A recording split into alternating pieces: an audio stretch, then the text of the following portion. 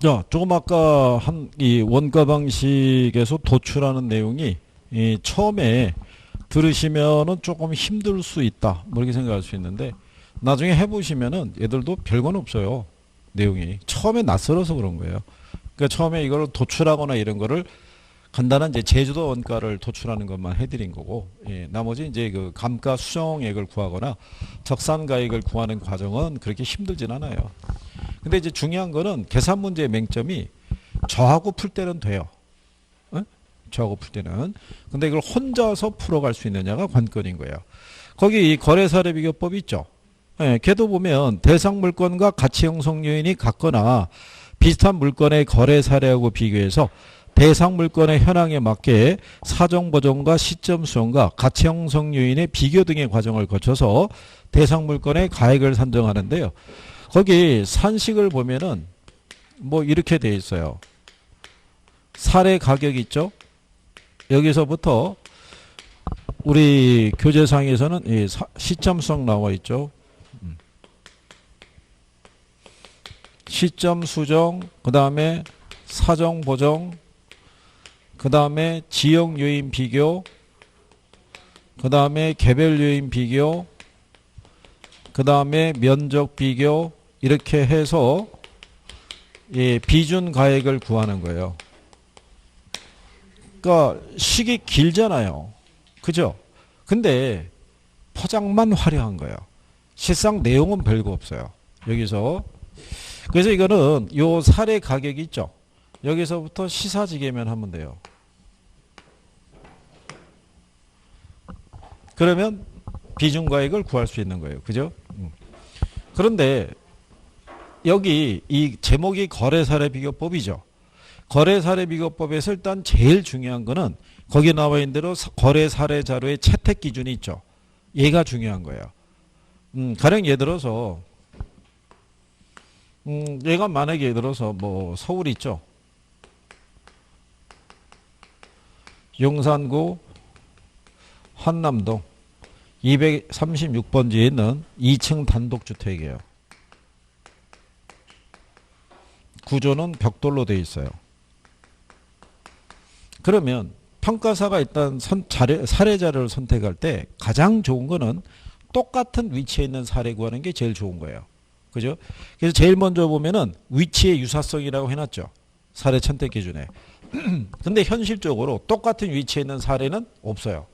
그러면 평가사는 거기에 대한 타협책으로 제일 먼저 선택하는 게 인근 지역에 소재하는 사례를 구하는 거예요. 인근 지역에 소재하는 사례를 구하면 얘는 안 해도 돼요. 지역용 비교를. 나중에 여러분들이 조금 더 들어가면 설명해 드리겠지만 이 방식은요, 비율 수정법인데 이 수정하는 이 내용이 많으면 많을수록 오차가 커져요. 그러니까 수정하는 내용이 적을수록 좋은 거예요. 적을수록. 그 다음에 이제 두 번째가 물적인 유사성이라는 건 뭐냐면 얘가 지금 2층 단독주택이고 구조가 벽돌로 돼 있죠. 근데 쟤는 단층 주택이고 구조가 목조로 돼 있으면 단순 비교가 곤란할 거 아니에요. 그러니까 이런 개별적인 특성이 역시 또 비슷한 사례를 구해야 된다는 거예요. 그죠? 그 다음에 시점 수정의 가능성이라고 해놨죠. 그 얘기는 뭐냐면 이 사례는 얘가 거래한 시점이 있어요, 없어요? 근데 우리가 구하는 거는 기준 시점에서 구한다고요. 그러면 거래 시점에서부터 기준 시점까지 가격의 변화가 있을 수가 있죠. 예, 그걸 우리가 뭐 해야 돼요? 수정해야겠죠. 우리는 어제의 가격을 구하는 게 아니라 오늘의 가격을 구하는 거니까. 근데 이 시점 수정 작업은 별도로 할 필요가 없어요. 여러분들에게 줘요, 제시를. 왜냐하면 이게 분기별로 이 감정평가 이 원에서 제시를 해준다고요. 분기별 지가 변동률이 몇 프로다고 줘요. 그러면 어떤 식으로 주냐면 532페이지 가보세요.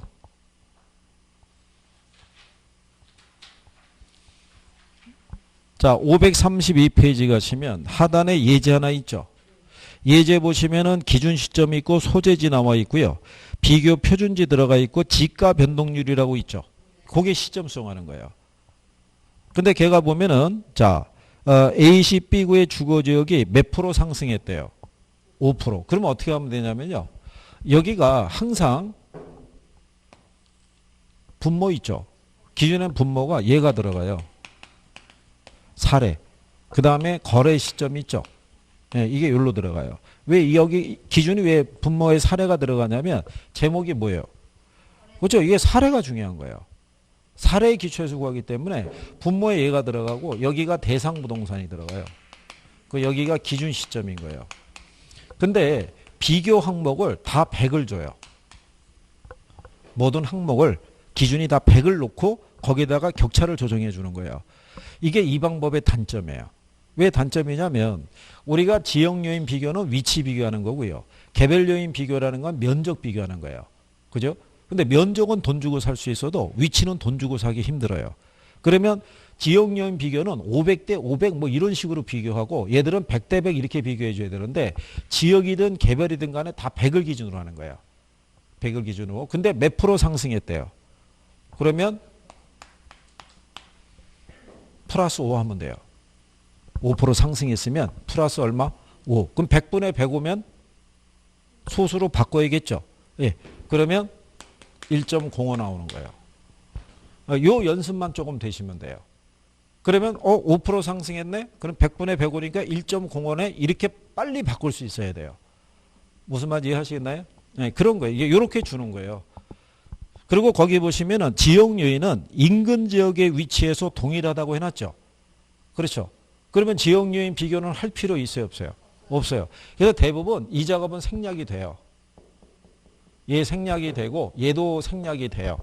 그래서 여러분들이 여기서 보정하는 거는 얘하고 얘 정도밖에 없어요. 예, 그 정도밖에 없어요. 그래서 좀 이따 이제 해드릴 테니까 이제 그게 시점 수정에 대한 거고요. 사정 보정에 대한 것도 있죠. 본문으로 가셔가지고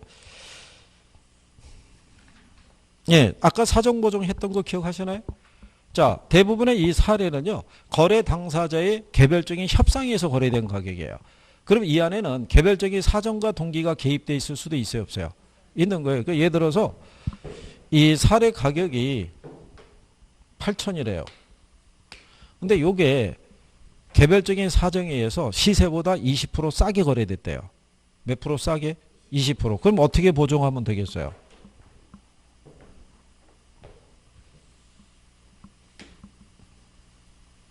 사례가 있고 대상이 있잖아요. 기준은 다 100이죠. 근데 무슨 부동산이? 사례 부동산이 20% 싸게 거래됐대요. 그러면 100에서 얼마 빼주면 돼요? 20 빼면 되는 거예요. 그러니까 우세하다 그러면 더해주면 되고요. 열세하다 그러면 빼주면 돼요. 그러면 80분의 100이죠. 80분의 100이면 1.25 나와요. 그러면 8천 곱하기 얼마 하면? 그러면 이 금액이 1억으로 수정이 돼요. 그러니까 원래는 1억에 매매됐던 애야 되는데 8천에 싸게 거래된 거예요. 그러면 다시 우리는 얼마로 보정해 줘야 돼요? 1억으로 보정해 주는 작업을 사정 보정이라고 그래요. 무슨 말인지 아시겠나요? 왜 그러냐면 우리는 시세보다 싸게 거래된 8천을 기준해서 가격 구하는 게 아니죠.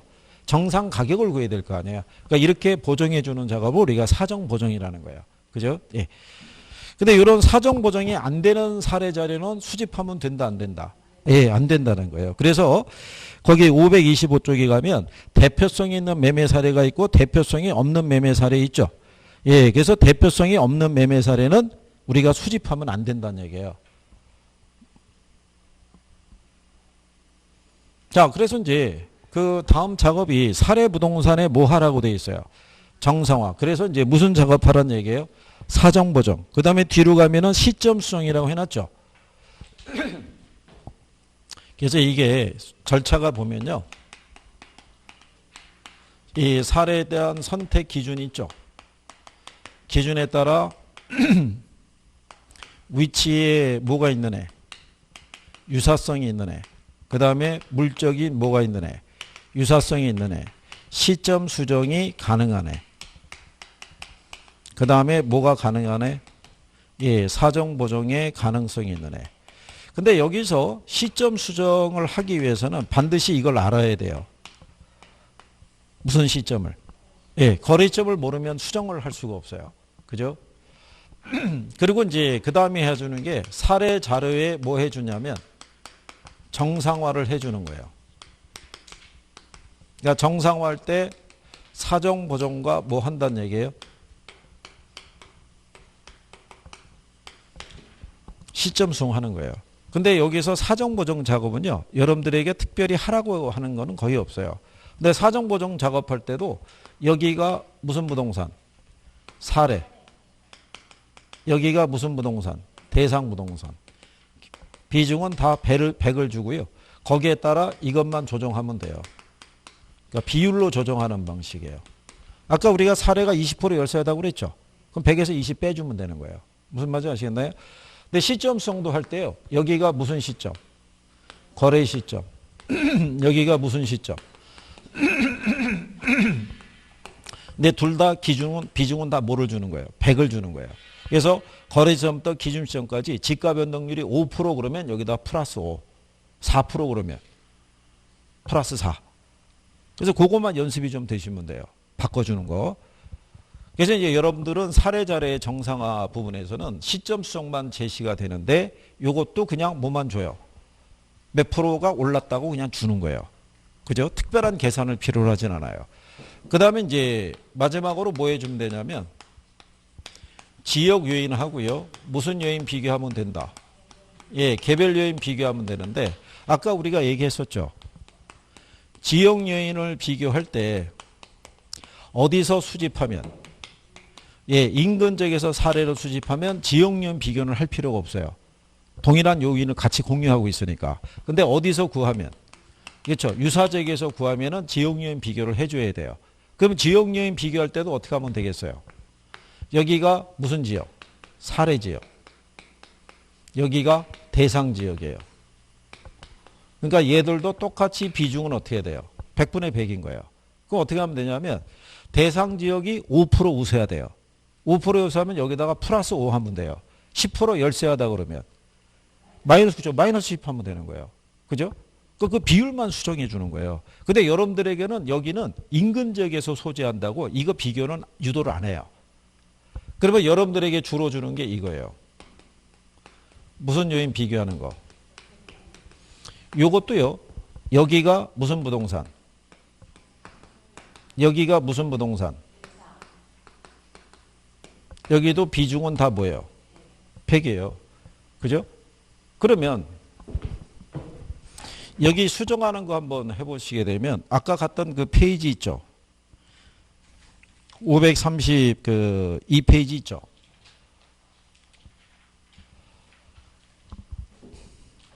자, 거기 보시게 되면은요, 예. 요거는 이제 공시가 기준법으로 구하는 개념인데요. 근데 일반적으로는 이렇게 해보시자고요. 자, 거기 보면은 공시가가 이제 200짜리가 주어져 있는데요. 시점 수정에 대한 거는 자, 차정 보정은 없고요. 지가 변동률이 몇 프로 상승했대요? 5%. 그러면 100분의 105 하면 된다고 그랬죠. 그러면 1.05잖아요. 그죠? 근데 인근 지역에 소재하니까 지역 요인은 비교할 게 없죠. 근데 개별 요인을 갔더니 대상 토지가 비교 표준지에 비해서 가로 조건이 몇 프로 열세래요? 5% 열세하면 어떻게 하면 주면 돼요? 얘가 빼기 5 하면 되죠. 그럼 100분의 뭐가 돼요? 95. 100분의 95를 0.95 나오죠. 그러면 개. 그 다음에 거기 봤더니요. 환경 조건은 몇 프로 우세하대요?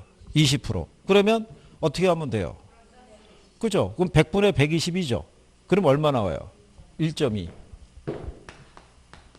이거예요. 이거 하면은 수정된 가격이 나온다는 거예요. 그러면 요거 계산할 때 어떻게 하면 되냐면 200 곱하기 1.5 곱하기 이렇게 하면 안 되고요. 요걸 먼저 계산해야 돼요.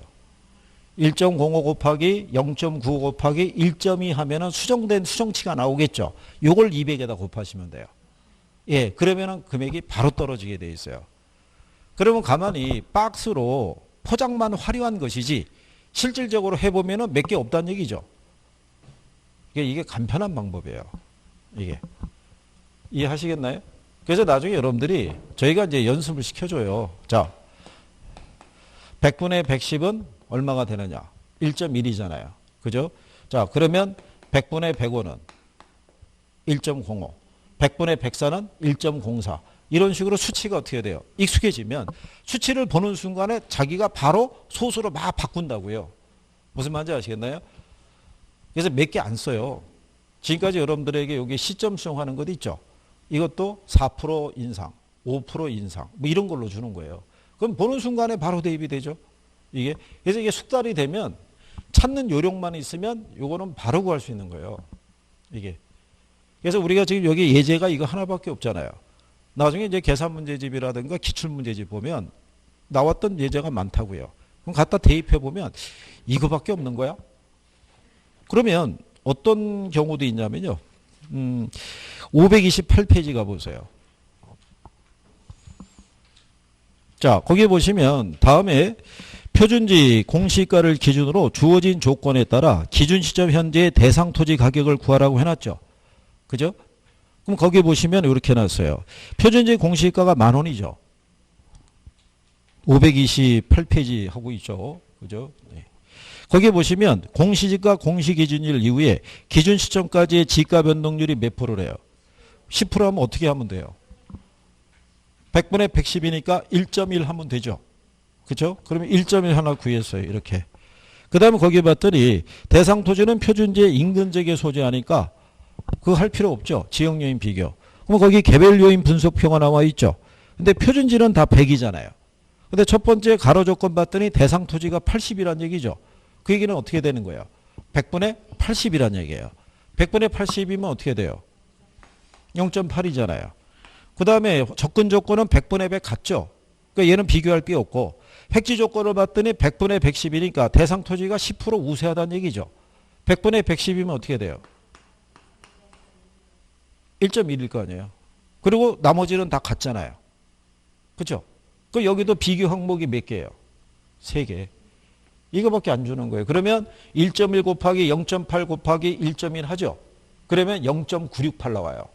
그럼 10,000원 곱하기 0.968 하게 되면 9,680원 나온다고요. 그 답이 1번이라고요. 그러니까 이거를 찾아서 바로바로 바꾸는 요령만 있으면 할 수 있다 없다? 있는 거예요. 작년에 여기 문제 나왔거든요. 웬만하면 다 풀었죠. 왜? 요령을 아니까. 몇 개만 비교하면 되니까. 3개만. 그거만 찾는 거예요. 그거만. 에? 어떻게 은근히 또 얘는 또 해볼만 하지? 뭐 이런 생각은 안 들어요? 원가법하고는 좀 차이가 있죠? 그렇잖아요? 다 그런 거예요. 알면 또 간단해지는 거예요. 그죠? 그렇다고 해서 시험장 가서 이런 문제가 있다고 덤비면 안 되는 거예요. 일단 이론은 다 풀고, 그죠? 마지막에 이렇게 싹 해서 내가 할 수 있는 애들만 풀어보는 거예요. 그게 이제 점수를 올릴 수 있는 확률이 높아지는 거예요. 이렇게 하는 게 거래사례 비교법의 논리예요. 그죠? 그러니까 여러분들이 처음에는 이 산식이 되게 복잡해 보였는데 알고 봤더니 그런 게 아닌 거잖아요. 그죠? 이게 어떤 논리냐면 이런 거예요. 자, 여러분이 여러분 집에 가치 있죠? 담보가치 추계를 평가사에게 의뢰했는데 평가사가 뭐라고 얘기했냐면 당신 옆집이 5억에 거래됐으니까 당신 집도 한 5억 정도는 할 거라고 그러면 되게 없어 보이잖아요. 그러니까는 이걸 대는 거예요. 당신 집하고 유사한 사례를 몇 개 구해서 걔로부터 시점 수정과 사정 보정과 지역 요인과 개별 요인과 면적 비교를 했더니 당신 집의 가격이 5억 한 100만 원 정도 됩니다. 그래 뭔가 설득력이 있어 보이잖아요. 그런 거예요. 이거는 평가사마다 틀린 거예요. 어떤 평가사는 지역 요인이 얘가 우세하다고 보는 애가 있고 반대로 얘가 열세하다고 보는 경우도 있는 거예요. 그래서 거래사례 비교법으로 구하면 격차가 커요. 이걸로 구하면 이제 그런 논리라고 보시면 돼요. 어쨌든 무슨 구조라는 건 아시겠어요? 이런 거예요.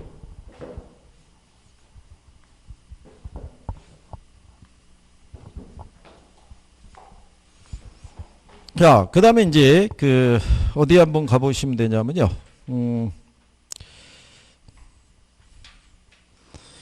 533페이지 가시면요. 수익 방식이라고 있어요. 수익 방식. 근데 이제 나중에 뭐는 우리가 구별해 드리냐면 지금 여러분들이 하시는 게 무슨 법이에요? 예, 거래사례 비교법이죠. 얘는 사례 가격으로부터 우리가 조금 아까 이렇게 했었죠. 그래서 무슨 가액을 구하라고요? 예, 그런데 공시지가 기준법이라고 있어요. 예, 공시가 기준법이라는 게 여러분들 교재에 531페이지에 있어요. 거기 가면은 공시지가 기준법이라고 있죠. 예, 그 절차를 보면 얘는 이렇게 가요. 비교 표준지로부터요. 시점 수정하고요. 지역 요인 비교하고요. 개별 요인 비교하고 그 다음에 그 밖의 요인을 비교해요. 예, 이거를 비교해서 토지 가치를 구해요. 근데 이 방법에 의해서도 토지 가치 구할 수 있고요. 이걸로도 토지 가치 구할 수 있어요. 근데 여기 보시면은 얘는 요 순서 과정에서 뭐가 빠지냐면 얘가 빠져 있어요. 사정보정이. 사정보정을 왜 안 하냐면 표준지로 선정이 될 때 이미 사정보정이 된 거예요. 그러니까 여기서 별도로 안 하는 거예요. 그러니까 이걸로 구하는 게 간편할 수도 있겠죠. 여러분 시험에 작년에 여기서 나온 거예요. 29회 때 여기서 나왔고요. 28회 때 여기서 나온 거예요. 돌아가면서. 그러면 이게 왜 29회 때 등장했냐면 감정평가 규칙이 개정이 돼서 적정한 실거래가가 있으면 이 방법으로도 토지 가치를 구할 수 있다고 개정을 시킨 거예요. 그래서 얘가 한번 등장한 거예요. 그러다 다시 이제 토지 가치 구할 때 공시지가 기준법에서 나오는 거예요. 얘가 훨씬 더 이 자가 사정 보정이 생략이 되죠. 그러니까 여기도 비교 항목 몇 개 줬겠어요? 3개 준 거예요. 작년에 나온 거예요. 3개. 그러면 3개 우리가 뭐 적용했을 거라는 거 알겠죠? 지가 변동률 하나 줬겠죠? 인근지역에 소재한다고 주고 개별 요인 비교 항목에서 2개 준 거예요. 네, 그럼 바로 대입이 되죠. 그래서 작년에 이 문제는 웬만한 뭐 주부분들이 뭐가 안 해 웬만 다 풀었어요. 이거는 요령이 간단하니까. 이해하시겠나요? 네, 그러니까 그것만 정확하게 하시면은 문제 푸는 거 그렇게 어렵진 않아요. 조금 익숙해지시면. 그러니까 이제 간평이라고 다 버리는 것도 있겠지만 그래도 살려가는 애는 또 살려가야 돼요. 그죠? 자, 그 다음에 533페이지에 가면 무슨 방식이 있냐면 수익 방식이라고 있고요. 여기서 가액을 구하는 거를 무슨 법이라고 그러냐면 수익 환원법이라고 그래요. 근데 거기 수익 환원법의 의의를 보면 뭐라고 해놨냐면요. 자, 수익 환원법이란 대상 물건이 장래 산출할 것으로 기대되는 순수익이나 미래 현금 흐름을 환원하거나 할인해서 대상 물건의 가액을 산정하는 감정평가 방법을 말한다 이렇게 해놨죠. 예, 근데 여기서 요 환원 대상이 되는 요 수익이 있죠. 예, 요 수익이 2가지가 있어요. 거기 보면 이 장래 산출할 것으로 기대되는 순수익이 있죠. 그 다음에 미래 현금 흐름이 있죠.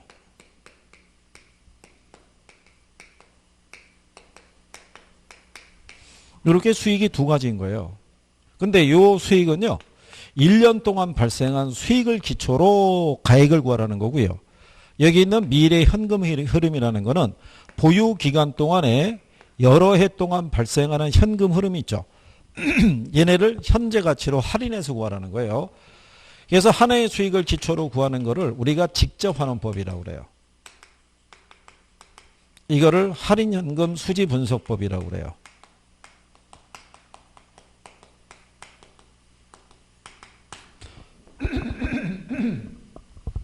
그래서 여러분 시험에요. 이 수익 가액을 구하라고 그럴 때 제목이 직접 환원법을 통해서 구한 거라고 나온 적도 있고요. 수익 환원법이라고 나온 적도 있어요. 그러니까 얘가 나왔다고 그래서 이게 뭔가 새로운 애인가 이렇게 생각하실 필요가 없는 거예요. 그죠? 그러니까 여러분들 지금 교재에 있는 식을 보면은 이렇게 돼 있죠. 자, 이 수익 가액이라는 게 이 순수익에서부터 무슨 이유를 환원 이유를 적용해서 이 가격을 구하라는 거잖아요. 이게 이 방법이라고요. 뭐를 기초로 하니까 순수익. 그러니까 여러분 시험에는 계산 논리로 이거밖에 안 나오는 거예요. 대부분. 그죠?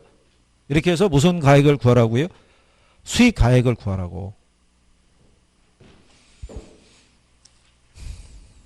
일단 또 표정이 우울하다는 얘기죠. 쟤는 또 뭐야? 뭐 이렇게 해가지고. 그죠? 예. 554페이지 한번 가보세요.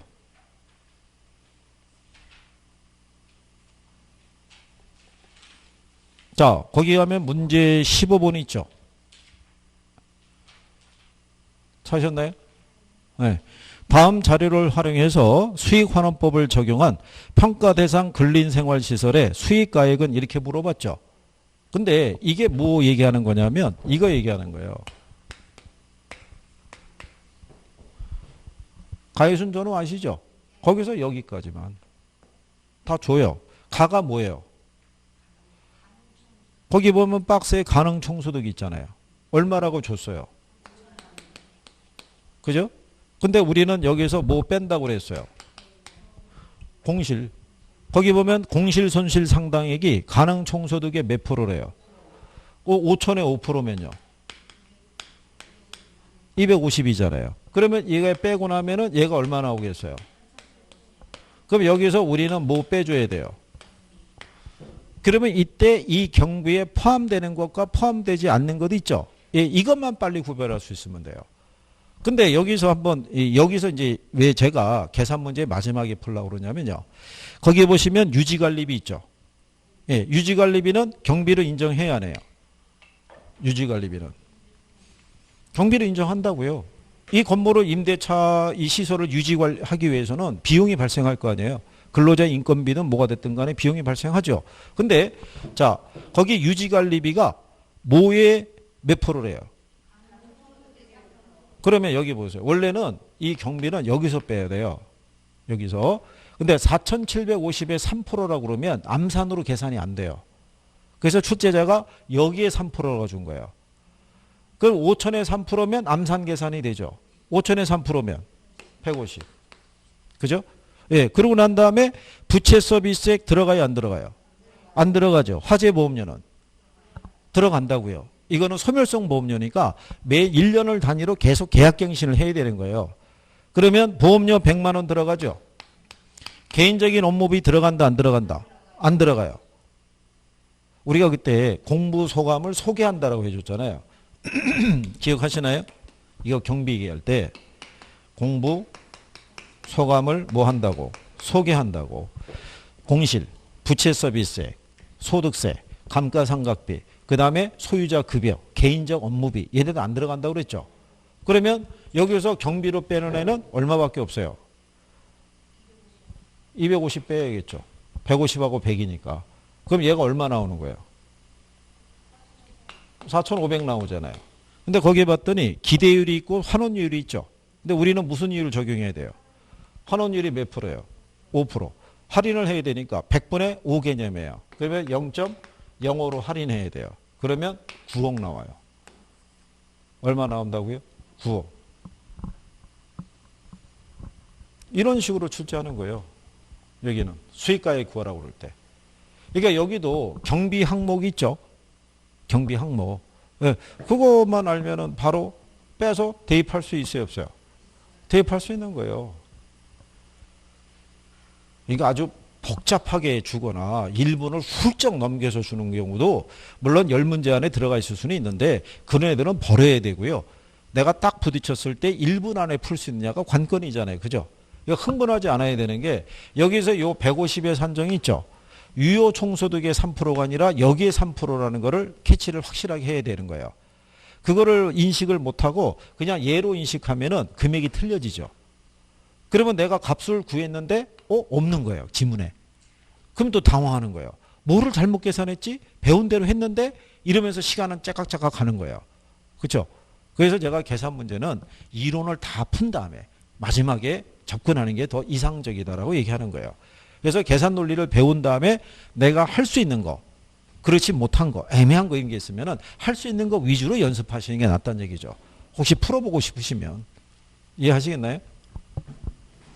이렇게 보니까 또 간단하죠. 그죠? 그럼 이게 왜 간단하냐면 선생이 일일이 설명해 주니까. 그렇잖아요. 그거잖아요. 근데 선생이 없는 상태에서 계산 문제가 예문이 쭉 나가면은 본인이 이거를 어떻게 하라고 그랬지서부터 시작해가지고 뭐가 많이 걸리겠어요? 시간이 많이 걸리는 거예요. 이렇게 구하는 게 수익환원법의 논리예요. 이게. 그래서 실상 이론적으로 보시면요. 다시 앞 페이지로 돌아가셔갖고 이론적으로 보면은 여기 그 533페이지에 가면은 그래서 여기도 이런 거예요. 제일 먼저 무슨 가액을 구하려고 그러면요. 수익 가액 구하려고 하면 얘를 알아야 돼요. 뭐를? 예, 순수익을 알아야 돼요. 그죠? 그래서 제목이 제일 먼저 뭐부터 나와요? 순수익이 나오죠. 얘는 연간 수익을 얘기를 해요. 1년 동안 발생한 수익. 근데 요 수익은요. 안정적으로 발생해야 돼요. 거기 보면은 계속적 규칙적으로 발생이 된다고 해놨죠. 그러니까 여기 요 수익은요. 여러분들 왜 건물 보시면은 1층 매장이 있죠. 1층 매장 행사 매장으로 줄 수 있어요, 없어요? 왜 여기 왜 주방용품에서 행사 매장에서 한 달간 왜 한 달 뭐 세일한다고 막 들어오잖아요. 이렇게 해서 발생하는 수익은 여기다 반영하면 안 돼요. 요거는 통상 한 달 동안의 사용료만 내고 발생한 수익이기 때문에 이건 연간 수익인 거예요. 그러니까 1년 동안에 임대차 계약을 체결해서 지불하는 임대 수익이 아니면 반영하면 된다, 안 된다? 안 된다고 얘기하는 거예요. 그래서 얘를 구한 다음에 두 번째 작업이 뭘 구해야 돼요? 환원율. 이론적으로는 얘가 중요해요. 이 환원율이라는 게 요 순수익이 있죠. 예, 이거를 가액으로 바꿔주는 역할을 하는 애가 뭐다? 그게 환원율인 거예요. 얘만 구하라고 따로 출제할 때도 있어요. 환원율만. 근데 왜 표정이 또 그러신 거예요? 아니 이게 끝났다고 생각했더니 뭐 얘도 또 있단 말이야? 뭐 이런 거예요. 근데 가만히 보시면요. 요 환원율이 있죠. 네, 이거는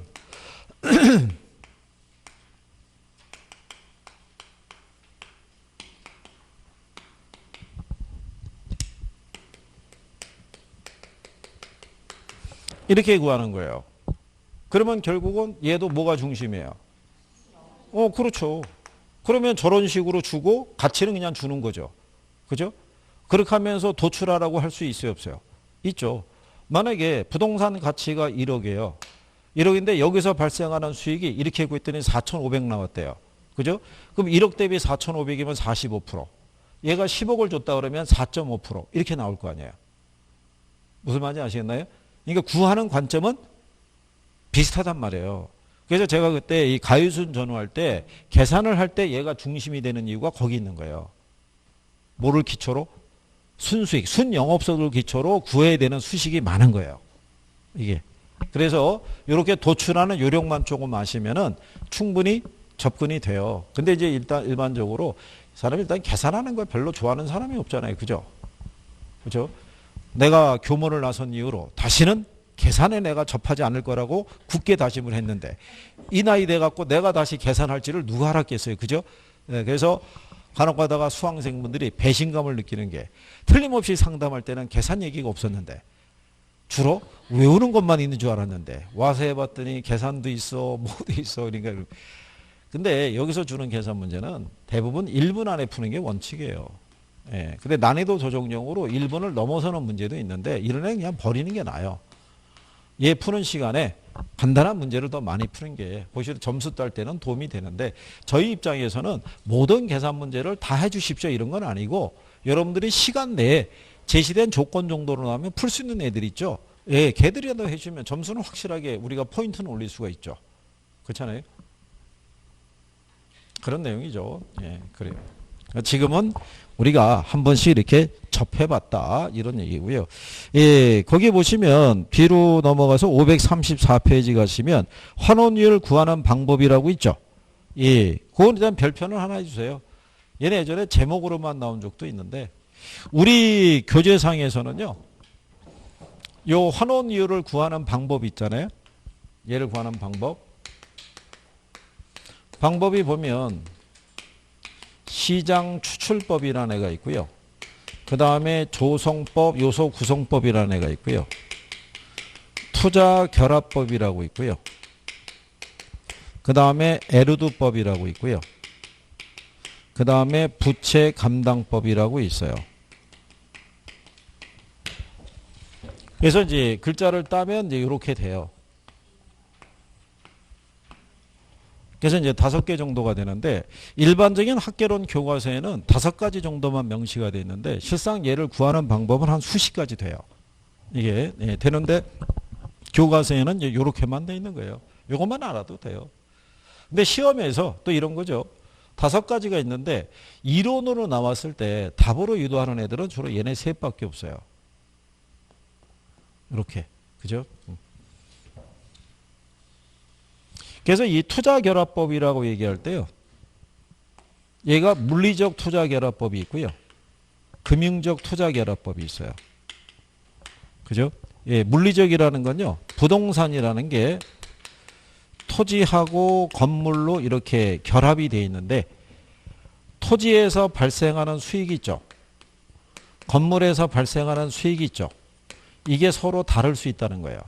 똑같지 않고. 그러니까는 토지에서 발생하는 수익을 근거로 토지 수익률을 따로 구하고 건물에서 발생하는 수익을 근거로 해서 건물 수익률을 따로 구해서 가중 평균에서 평균적인 수익률을 구하라는 얘기예요. 그러니까 얘가 동일하다 그러면은 맞다 틀리다. 틀리다는 거예요. 근데 얘는 금융적이잖아요. 그러니까 얘는 부동산이 이렇게 되어 있는 거예요. 지분하고 저당의 합으로 되어 있다는 거예요. 내 돈만 들어간 게 아니라 빌린 돈도 같이 들어가서 투자가 이루어진 거예요. 그런데 지분 투자자가 요구하는 수익률이 있죠. 저당 투자자가 요구하는 수익률이 서로 같을 수는 없죠. 저당 투자자가 누구냐면 주로 금융기관이에요. 대출해준. 그럼 금융기관은 생각하는 수익은 뭐 이자 수익일 거 아니에요. 근데 지분 투자자가 이자 수익만 얻으려고 투자 들어간 건 없겠죠. 그러니까 당연히 수익률이 서로 같다 틀리다. 틀릴 거 아니에요. 얘네가 요구하는 수익률과 얘네가 요구하는 수익률이 같다 틀리다. 다르겠죠. 이게 시험에 한번 나온 적이 있어요. 동일하다는 전제하에. 그럼 틀리는 거예요. 서로 다르다는 거예요. 그죠? 그게 금융적 투자결합법이에요. 이 방법을 보완한 방법이 에르두법이라고 그래요. 레온 에르두가 개발한 이 방법은요. 주로 이 사람 입장을 중시해서 수익률을 계산하는 거예요. 누구 입장? 네. 여러분들이 혹시 이 브랜드 아시나요? 네. 그러니까 에르두법은 지분 투자자의 입장을 중시해서 수익률을 계산한 방법이에요. 그죠? 오죽하면 선생이 이거 찾고 뭐 브랜드 찾고 뭐 이러고 있겠어요. 그죠? 근데 여기 있는 부채 감당법이 있죠. 얘만 유일하게 이 사람 입장에서 구하는 거예요. 누구 입장에서? 저당 투자자. 즉, 이 부동산에서 발생하는 수익의 크기를 가지고 나한테 빌려간 원리금을 상환할 수 있을 만큼의 수익성이 있는지를 측정하는 거예요. 그러니까 요거는 돈을 많이 대출해 줄 때 이 방법을 쓰는 방법이에요. 그죠? 그래서 여기서 나중에 뭐를 구하냐면요. 환원율을 구하죠. 그러면 식이 이렇게 돼요. 요게 부채 감당률이고요. 이게 대부 비율이고요. 이게 저당상수라고 그래요. 여러분들이 왜 저기 군부대 가면은 계급이 상사인 사람이 있죠. 그래서 부대상이라고 얘기를 해요. 이거는 출제가 됐었어요. 이 방법을 통해서 환원율 구하라고. 그 다음에 여기서는 얘도 활용을 해서 계산 문제에서 출제한 적이 있어요. 물리적 투자결합. 이것도 나중에 배우시면 간단해요. 간단한데 지금은 왜 계산에 대한 거를 여기를 다 일일이 해드리지 않냐면 여기를 다 하면 일단 여러분들이 머리 아프다고 생각해요. 지금 조금 아까 거래사례 비교법 있죠. 예, 그거하고 이렇게 구하는 것까지 해서 그래도 조금 해볼만 하지라고 해서 이렇게 싹이 자라났는데 얘를 하면은 갑자기 싹이 다 사라져요. 그래서 결론적으로는 버려야 되나 보다 이렇게 생각하는 거죠. 그 다음부터는 선생님이 무슨 말을 해도 귀에 안 들어와요.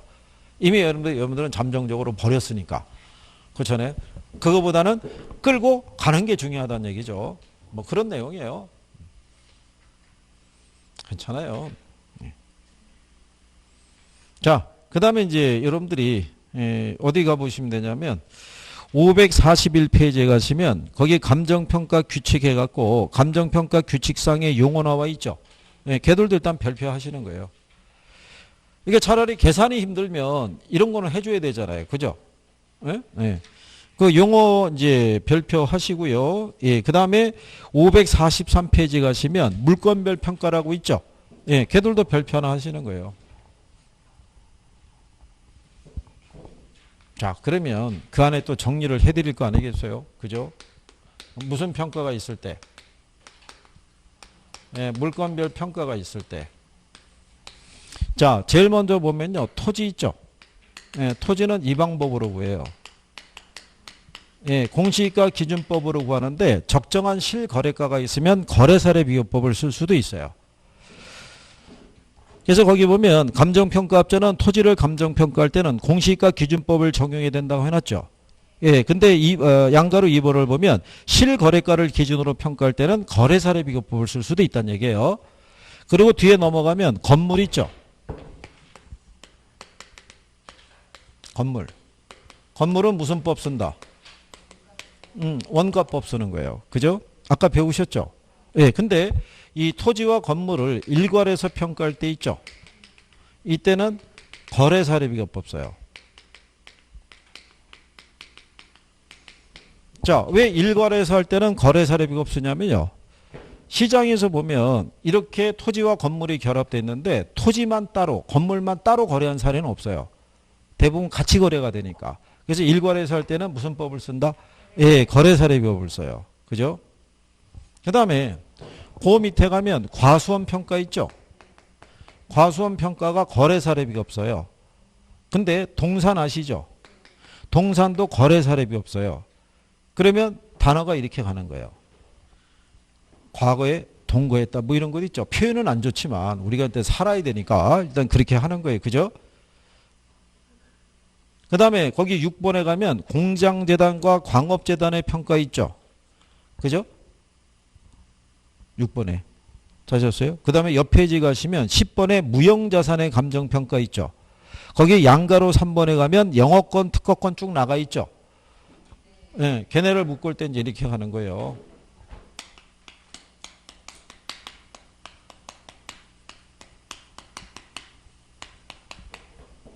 자, 형제들이에요. 숫자 돌림 들어가는. 그죠? 광이 광업재단, 공이 공장재단, 영이 영업권, 저가 저작권인 거예요. 얘들은 다 수익환원법으로 구하는 거예요. 무슨 법으로? 수익환원법으로. 묶어드리는 거예요. 이렇게 해서. 자, 그 다음에 거기 10번에 무형자산의 감정평가에 보면은 임대료 평가 있죠? 어? 임대료 뭐로 평가라고 돼 있어요? 얘는 성이 같아요. 그쵸? 틀릴 수도 없잖아요. 그죠? 특히 임시성 있는 사람은 틀릴 수도 없는 거예요. 근데 여러분 시험에 어떻게 되냐면 얘를 적산법으로 구하라고 이렇게 틀리게 해준 거예요. 그럼 틀릴 거 아니에요. 무슨 말인지 아시겠나요? 여기 건물 있죠. 건물을 거래사례 비교로 구하라면 틀릴 거 아니에요. 이렇게 출제하는 거예요. 간단하게. 그 다음에 여러분들이 왼쪽에 가시면 544페이지 하단 있죠. 거기 자동차 있죠. 자동차, 건설기계, 항공기, 선박, 이게 준부동산이 있죠. 20톤 이상. 자, 요 중에 얘만 거래사례비가 없어요. 나머지는 원가법 써요. 그러면 얘만 왜 거래사례비 없으겠어요? 자동차만. 얘만 중고시장이 발달되어 있어요. 시장에서 이 사례가 풍부하죠. 만약에 여러분들이 건설기계 있죠? 중장비, 포크레인이나 이런 거. 이거 시장에 나오면 우리가 일반적인 사람이 거래할 수 있어요? 없어요? 항공기 중고로 나와도 수백억 할 거예요. 그죠? 못 사잖아요. 그죠? 그런데 이 건설기계를 거래사례비법으로 구한다고 틀리게 출제한 거예요. 그게 답이었어요. 지금 제가 이렇게 얘기해드린 게 다 답으로 나왔던 거예요. 그렇죠? 그러니까는 여기는 정리만 되면 무조건 맞출 수 있다 없다. 무조건 맞출 수 있는 거예요. 여기 틀린다는 거는 진짜 성격 이상한 사람이에요. 그거 그렇잖아요? 아니 틀리기도 어렵죠 여기. 그렇지 않겠어요? 자, 여러분들이 555페이지 가보세요. 자, 550페이지 가시면 거기 문제 18번 있죠. 에? 자, 감정평가에 관한 규칙상 평가 대상의 주된 감정평가 방법으로 틀린 거 물어봤죠. 바로 나오잖아요. 이렇게 나온다니까요. 이렇게. 에? 그래서 이 감정평가 공부하는 학생분들이 얘들은 무조건 자신 있어 하는 거예요. 여기는 나오면 무조건 맞힌다고 생각하는 거예요. 그러면 6문제 나오는데 한 문제는 맞출 수 있다는 거잖아요. 그럼 나머지 나오는 게 5개잖아요. 요 중에서 계산 빼고 이론만 2개 맞자는 거예요. 지역 분석하고 개별 분석이나 아까 했던 가격 원칙이나 뭐 이런 것도 있죠. 네, 이런 것만 하자는 얘기예요. 그리고 뒤에 나오는 가격 공시제도 있거든요. 몇 가지 하면 걔는 법 조문에서 나오는 거니까 맞출 수 있다고요. 그러니까 계산의 부담을 느끼지 않더라도 우리는 반타작은 기본적으로 할 수 있어요. 반타작은. 그러니까 간평을 통으로 버린다는 건 있을 수 없는 거예요. 무슨 말인지 하시겠죠? 네. 그 다음에 이제 우리는 뒤로 넘어가셔서 이제 어디 가보시면 되냐면 가격 공시 제도가 있어요. 563페이지 있죠? 예, 여기를 이제 여러분들이 이제 해보시는 거죠. 예, 그래서 이제 잠깐 5분만 쉬었다가 여기 하죠. 그러면 이제 마무리 하시는 거죠.